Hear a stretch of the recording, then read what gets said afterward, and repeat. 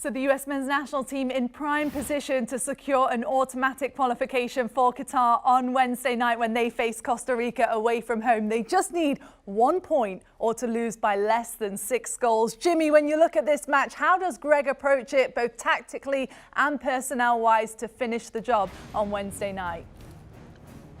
Well, I think if I was still playing Poppy, we wouldn't lose by 6 goals against Costa Rica. They've been struggling scoring in this CONCACAF World Cup qualifying phase, only have 11 goals in 13 games. And then on our side, defensively, we've only given up 8 goals in 13 games. So ultimately, I think if we just continue to stay on track and stay focused to the way we play, we're going to be fine.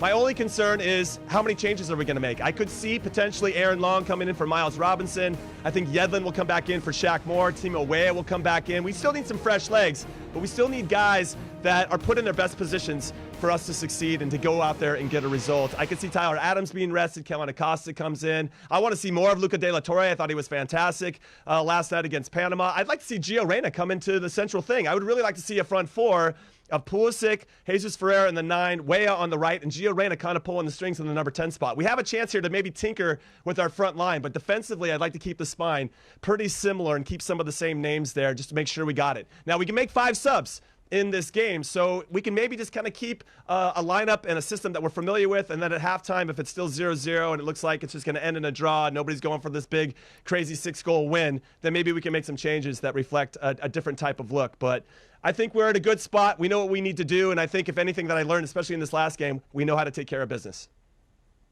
Yes, Jimmy, I agree with you, and I think that that's the way that you have to approach this game. You know that you cannot concede, and well, I think it's unlikely to happen. As you see, Costa Rica haven't scored more than 2 goals in the whole qualification.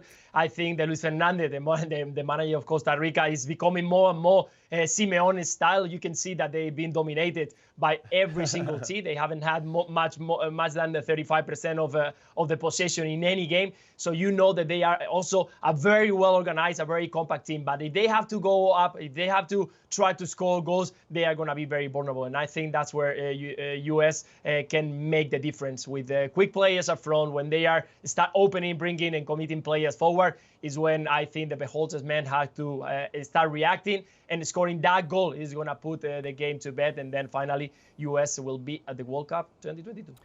Jimmy, you'll like this statistic that I brought up for you. If you look at Walker Zimmerman and Miles Robinson playing together alongside each other in the centre of defence, there have been incredible statistics following them. They have played 8 games together as a partnership when they have started. They have won 7 of those games. Jimmy, they've only let in 2 goals in that period of time, which tells me that if you're going to go into a big game where you don't want to concede goals, certainly don't want to concede 6 goals, you want to make sure you're playing smart. I think tired legs could come into play here after what's happened. Obviously, let's not forget the altitude, Mexico City. Then you've got a big game in Orlando. They got the job done. Now it's about getting down to business. However, on the other side of things, offensively, you're welcoming back some players from suspension. You're welcoming players back from injury. And I think you put out the best possible team. I want to see Gio playing a number 10 position. I think Gio can be effective, and I think the US national team going forward can score goals against this Costa Rica side, as Lucho said, will be vulnerable. They know they've got to score goals, so they've got to attack. Use those spaces to get in behind. I want to see the nation get behind this US team. I want to see a victory in Costa Rica to finish off qualification in style. Let's go, baby!